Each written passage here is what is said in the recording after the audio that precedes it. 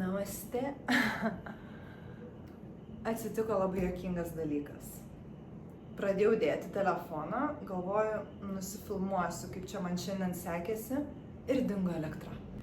Tai aišku, kai sugalvojau filmuoti, tada dingo elektra, bet kažkodėl jinai nedingo pas mane tualete, bet dingo šitam kambarį. Tai dabar galvoju, gal filmuoti iš tualeto. Ir tada nusprendžiau, užsidėsiu naktinius, nes elektra buvo tik tais tualete, kambarį nebebuvo elektros ir galvoju, tikrai iš tualeto nieko nefilmuosiu, eisiu ilsėtis. Bet elektra atsirado, dėl to nepaliksiu šitų visų galbūt minčių savo rytojui. Tai šiandien jau tokia buvo kaip ir pradžia mokykloje ir nereikėjo keltis labai anksti, pusryčiai buvo 8:30 ryte, dėl to, kad buvo daug žmonių, kurie naktį atskrido ir kad, visiems būtų laiko išsimiegoti. Tai va, tai papusryčiavome ir tada ėjome ruoštis iniciacijos ceremonijai, visi turėjom būti apsirengę baltai. Šiandien nuo ryto kaip iš kibiro pylė lietus, nes čia tie musoniniai lietus yra. Aš taip tikiuosi, jie turėtų po 2 savaičių baigtis, tai labai tikiuosi, kad pavyks pamatyti ir tokio gražaus saulėto oro, nes jau šita lietuviška vasara, kokia buvo, visi žinom, ir dar Indijai tie musoniniai lietus. Nors galiu pasakyti, kad pats oras yra labai fainas ir labai tinkamas aplamai jogos praktikom daryti, nes jeigu labai šviestų saulė, tai čia būtų žiauriai karšta ir per jogos praktikas čia, manau, visi būtumėm tiesiog išsimaudę savo prakaitę. Tai va, tai buvo iniciacija, labai faina, giedojo mantras, darėm aukojimą ugniai, visus pašventino, užrišo tokius, raudoną siūlą. Tai va, labai tokia faina ceremonija, pamačiau visus, su kuriais praleisiu 3 mėnesį, tai su kai kuriais susitiksiu tik tais valgyti, o su kai kuriais turėsiu praktikas kartu, dėl to, kad čia mes esam taip biškai susimaišę. Tie, kurie darom 300 valandų jogos, vieni daro kundalinį, kiti kaip ir aš daro multi-style. Tai mes einam kartu praktikuoti su vienais mokytojais, kiti, kurie atvykę yra 100 ar 200 valandų, yra sumaišyti kitą grupę. Tai va, tai žodžiu, nėra taip, kad su visais, su kuriais sėdėjau ir su kuriais ceremonijai dalyvavau, kad su jais visais ir bendrausiu visą laiką, ta prasme praktikuosiu visą laiką. Bendrausiu, tai tikrai su visais. Vakar iš tikrųjų man atrodė, kad aš gal nelabai čia norėsiu su kažkuo bendrauti, dėl to, kad noriu čia skirti daugiau laiko savo ir panašiai, bet susipažinau su tokiom 2 moterim, su kuriom pajaučiau tokį labai seserystės ryšį ir šiandien mes 3 geriam čai ir viena iš jų sako, aš tokia saugi jaučiuosi su jumis, tai fainai, sako, aš pamačiau jūs ir man buvo aišku, kad mes čia būsim draugės. Tai vat kažkaip taip jau būna, kad sutinki žmogų ir pajauti tokį fainą ryšį. Man čia yra labai didelė dovana, nes aš šią vasarą su kitu žmogum labai didelį ryšį pajutau. Tai siunčiu linkėjimus savo Rūtai. Tai va, tokį irgi seserišką labai stiprią meilę ir stiprų ryšį. Ir kaip yra nuostabu sutikti tas savo seses iš viso pasaulio. Tai va, bet jau dabar nuklydau. Tai šiandien tikrai jau norėjusi su visais bendrauti, ypatingai vakarienės metu, labai fainų pokalbių buvo, visi tokie draugiški ir labai gera būti tarp savų žmonių, kur mes vieni kitus taip gerai suprantam, nes visi einam per labai panašias patirtis. Kai kurios yra skirtingos, bet vis tiek tas matymas visko yra labai panašus, labai jautrus. Labai įdomios istorijos gyvenimo, aplamai kaip atvedė gyvenimas į jogą, nes dažniausiai žmonės į jogą atveda tikrai ne dėl to, kad kaip viskas gerai gyvenime, dar dabar man tik trūksta jogos. Visi mes iš kažkokios patirties ateinam. Aš asmeniškai turėjau ir sveikatos problemų didelių ir dėl savo ypatingai didelio jautrumo aš kentėdavau.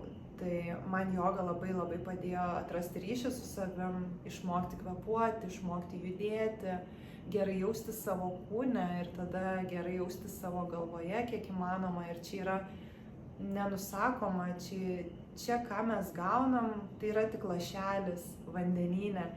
Ir kaip smagu tos lašelius vis iš kažkur susirinkti.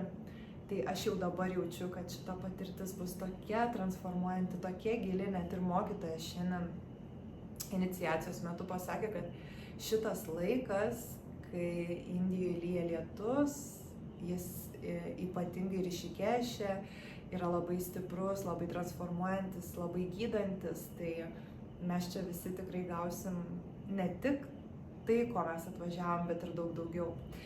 Ir šiaip po iniciacijos metu labai sukilo energija, labai visi tokie laimingi buvo ir panašiai, o po to toksai biški buvo nusileidimo žemyn momentas ir man asmeniškai labai spaudė galvą, bet po to su kuo pašnekėjau, daugam buvo šitas jausmas, nes vis dėlto iniciacija atveria tam tikrus energetinius kanalus ir atverinėja mūsų viršutinius energetinius centrus. Ir tada galim jausti tokį galvos svaigimą, galvos skaudėjimą ir panašiai. Tai aš net nuėjau pasnausti, tikrai galvojau, kaip čia bus su ta pirma jogos praktika, bet labai fainai buvo, labai mielas mokytojas, man tiek daug šypsenos sukėlė ir kas jo vedime man buvo taip įdomu, kad jis, kai pradėjo jogos praktiką vesti, viskas atrodė kaip daina, atrodė, kad jis visą laiką dainuoja. Net nemoku paaiškinti, tiesiog buvo visą laiką ritmas, toks tas balsas, žodžiu, ir buvo ir juokinga, ir po to ir labai fainai pasidarė ir gražu. Tai va, tai tokia praktika buvo pakankamai paprasta, tokie pagrindiniai dalykai, bet tai buvo tai, ko reikėjo kūnui po šitiek dienų jogos nepraktikavimo, nes vis tiek kelionė ilga, o dabar jau jogą praktikuosiu kiekvieną dieną po kelis kartus ir turėsiu ir šiaip paskaitų apie anatomiją, apie filosofiją, labai daug fainų dalykų laukia dar. Ir šiandien gavom maišelius tokius, kuriuose buvo įdėta dalykai, kurie mums bus reikalingi. Tai vienas dalykas mane truputėlį baugino, nors aš visai tikėjausi, kad mes jį gausim. Aš tikėjausi, kad bus šitos praktikos, kurios yra susijęs su valymu. Ir tai viena iš pagrindinių praktikų, iš tikrųjų, jogų dėl švaros, tai yra nosies valymas ir valymas ten su tokiu siūlu. Tai nežinau, ar man pavyks užfiksuoti, kaip tai yra daroma. Nežinau, ar man pavyks aplamai pačiai padaryti, nes žinau, kad kiti žmonės tiesiog negali to padaryti, nes pradeda labai stipriai žiaukčioti. Bet aš kažkaip laikau save jau pakankamai stiprią ir atidirbusią šitus dalykus. Aš esu bandžius visokias valymo praktikas, dar tokios ne. Šitos nebandžiau niekada, nes norėjau tai daryti su priežiūra ir su žmonėm, kurie supranta, kaip tą daryti. Tai bus labai įdomu. Bus labai įdomu, tikrai. Tai va. Ir šiandien turbūt tiek. Dabar jaučiuosi labai gerai, pasidariau arbatos, tai ruošiuosi išgerti arbatą ir stengsiuosi užmigti. Nes šiaip protas kol kas yra labai aktyvus, labai sunku atrodo, man atrodo, kad aš nemiegu, nors mano lūpas man rodo, kad aš miegu ir pakankamai gerai.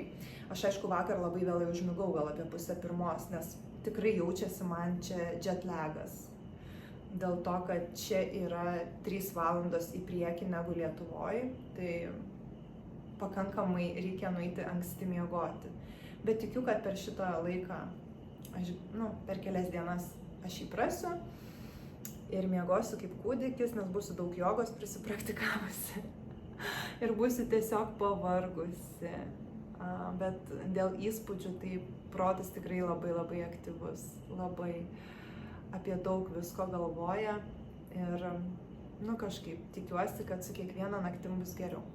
Ir dar buvo vienas labai įdomus momentas, kad aš gyvenu privačiam kambarį, bet tikrai nedaug kas taip gyvena kaip aš.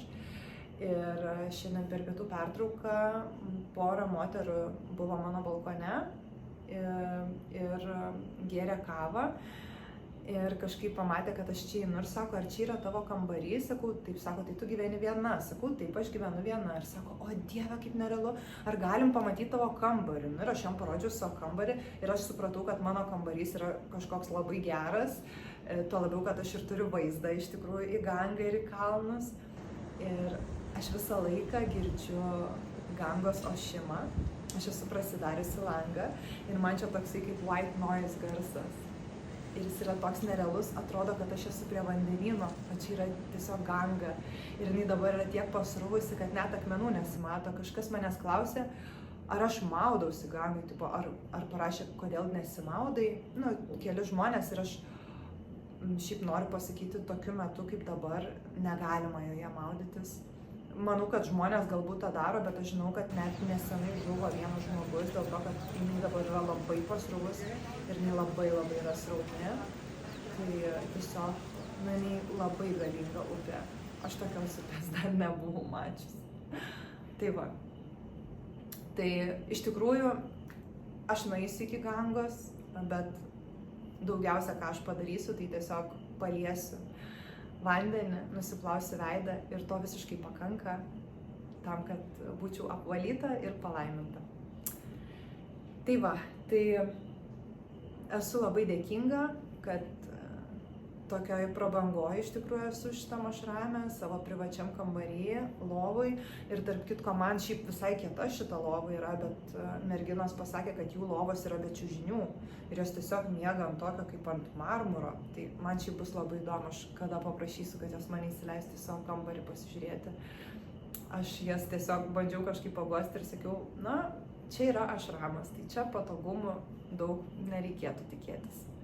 Bet aš tikrai labai komfortabiliai gyvenu ir turiu būti labai dėkinga, tai aš esu labai dėkinga už šitą galimybę būti čia ir visą tai patirti ir pasidalinti su kitais.